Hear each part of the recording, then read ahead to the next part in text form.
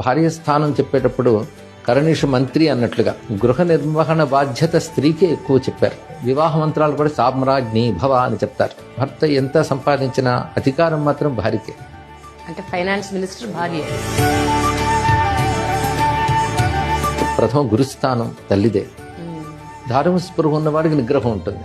స్త్రీని గౌరవించేవాడు మాత్రమే అమ్మవారి ఉపాసన చేయాలి. అవునా?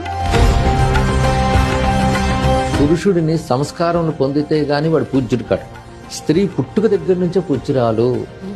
సీతమ్మను బాధ పెట్టిన రావణుడు గాని, ద్రౌపదిని అవమానించినటువంటి దుర్యోధనాథుడు గాని ఎలా పతనమైపోయారో చెప్తూ స్త్రీకి అంత ప్రాధాన్యం ఇవ్వాలో చెప్తాను.